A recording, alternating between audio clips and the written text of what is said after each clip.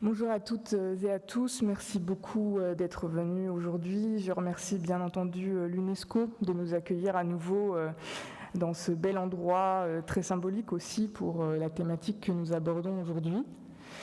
Je remercie donc l'ensemble de l'équipe de l'UNESCO et également l'ensemble de l'équipe de l'islam au XXIe siècle pour cette efficacité dans l'organisation et bien entendu tous les orateurs qui seront présents au cours de ces 2 jours. Donc je suis Eva Janadin, je suis déléguée générale de l'association L'Islam au XXIe siècle depuis 2020. Donc je n'étais pas là à l'occasion de... Enfin j'étais présente comme participante à l'occasion de la première conférence de l'Islam au XXIe siècle en 2019 et j'ai l'honneur maintenant d'être de l'autre côté de la scène pour organiser cette 2e édition. Donc pourquoi avoir choisi cette thématique, l'identité, l'islam, l'identité, le culte, la culture, réfléchir un petit peu sur ces thématiques est important aujourd'hui, puisque vous l'avez sans doute tous remarqué, aujourd'hui la question de l'identité vire presque à l'obsession dans le champ médiatique, dans le champ politique, en France, mais aussi ailleurs, dans d'autres pays. On a entendu parler évidemment du bloc identitaire, génération identitaire, qui sont autant de mouvements politiques d'extrême droite qui prônent le racisme sous toutes ses formes et qui fantasment une sorte d'identité européenne et blanche qui serait fondamentalement incompatible avec l'islam. L'islam est conçu très souvent comme une religion étrangère à la France, étrangère à l'Europe de manière générale. Et à l'inverse, nous avons aussi des extrémistes musulmans qui estiment que se sentir français reviendrait à renier l'islam, à soutenir politiquement l'Occident et à trahir la communauté politique des croyants que l'on appelle en arabe la Oumma. Le point commun entre les extrémistes de droite, les fondamentalistes musulmans, c'est d'avoir une définition très étriquée de l'identité. Appartenir à telle communauté, que cette communauté soit nationale, culturelle, confessionnelle, cela reviendrait à exclure les autres communautés, à se confronter à ces autres communautés pour les dominer afin d'assurer la survie des siens. Alors que faire lorsque l'on n'appartient pas totalement à une communauté et que l'on se sent chez soi un peu partout ? Que faire lorsque l'on refuse d'être assigné à une seule appartenance, mais que l'islam n'est qu'une partie de notre identité, mais qu'elle n'est pas la totalité de cette identité? Que faire lorsque l'on préfère relier les mondes, les cultures, les religions, les spiritualités, et que l'on préfère vivre dans une société où la mixité domine? En prenant l'exemple d'un homme né en Allemagne, de parents turcs, l'écrivain, le célèbre Amin Maalouf, rappelle qu'aux yeux de sa société d'adoption, donc l'Allemagne, il ne sera jamais allemand.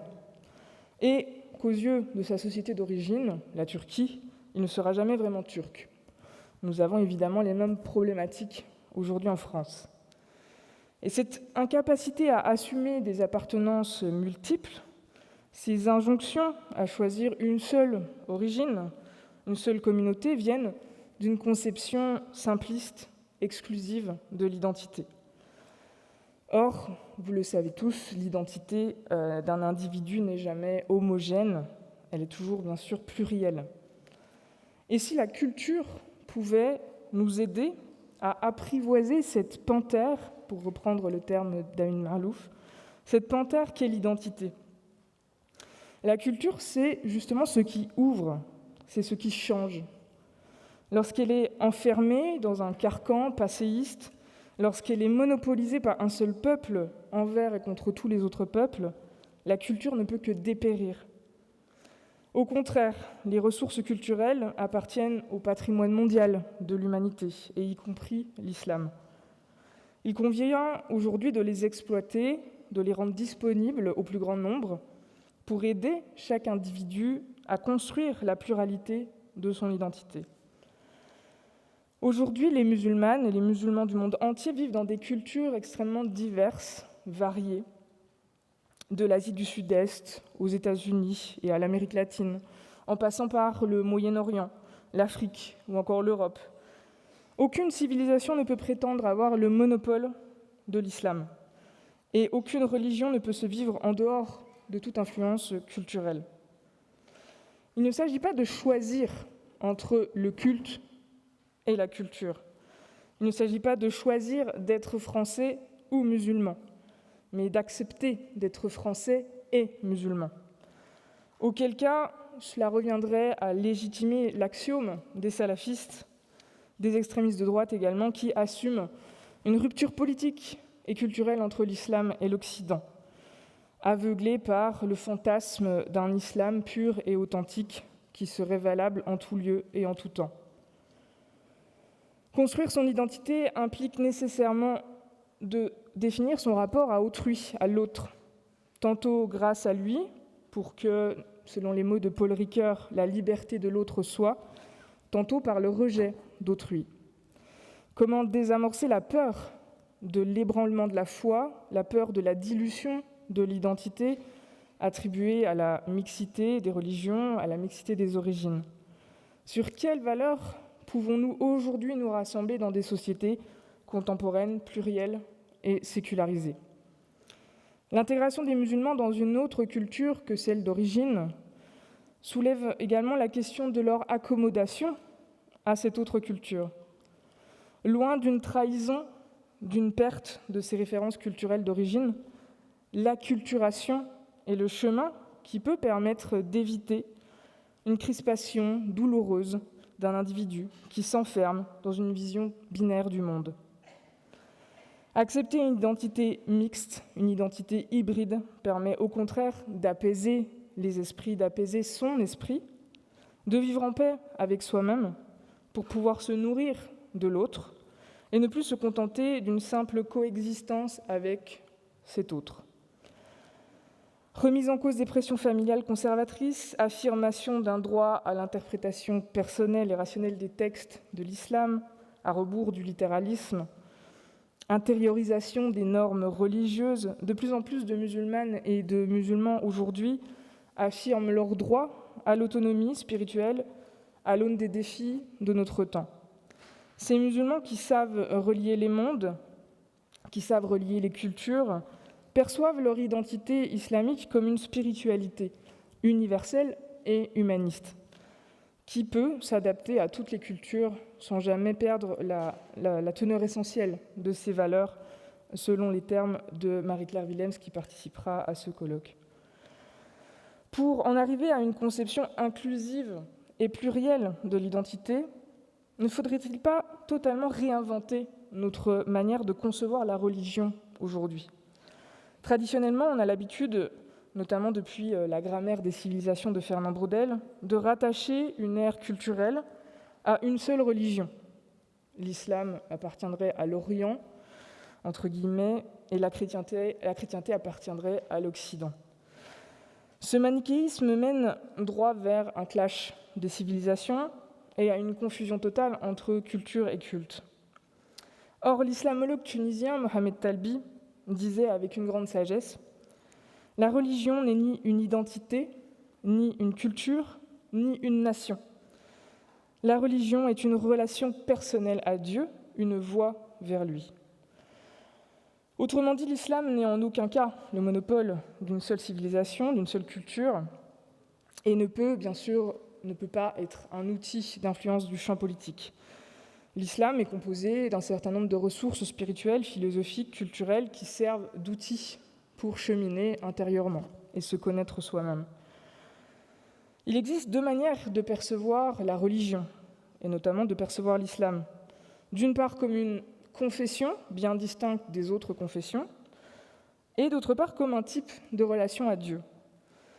Rien ne prouve dans le Coran que l'islam, à l'origine, au moment de la révélation, devait émerger en tant que nouvelle religion. Dans le Coran, on comprend l'islam comme une nouvelle manière plutôt de vivre la religion et la spiritualité, au-delà des divisions confessionnelles. D'ailleurs, lorsque le Coran dit qu'Abraham n'était ni juif ni chrétien, mais hanif, musulman, il ne s'agissait pas de qualifier Abraham comme un musulman avant l'heure, pour montrer la supériorité de l'islam, c'est en tout cas certaines interprétations, mais de qualifier Abraham comme un individu qui s'était spontanément tourné vers Dieu, vers l'au-delà. Dans ce cadre, l'islam a le sens de s'abandonner à la paix, de s'abandonner dans la paix à Dieu, de rejeter également l'idolâtrie, non pas au sens de rejeter le polythéisme, mais de se détourner de tout ce qui enferme et de tout ce qui exclut. Le point commun d'un grand nombre de penseurs réformateurs de notre époque, en islam, est d'aborder la religion avec un regard critique, de dépolitiser la religion. Ils cherchent à sensibiliser les croyants musulmans au fait qu'aucune interprétation des textes religieux n'est objective, qu'aucune interprétation n'est dénuée d'intention. L'apport des sciences humaines et sociales pour étudier l'islam est fondamental aujourd'hui. Il ne s'agit pas de remettre en cause la foi, mais de distinguer ce qui relève des questionnements métaphysiques, philosophiques posés par le Coran et les traditions prophétiques, et ce qui relève plutôt de la manipulation politique des textes religieux à des fins idéologiques. L'islamologue algérien Mohamed Harkoun disait à juste titre qu'il est nécessaire d'en finir avec la religion officielle, avec l'orthodoxie, pour redonner aux religions leur force originelle, c'est-à-dire inspirer, orienter les êtres humains et enrichir leur créativité culturelle.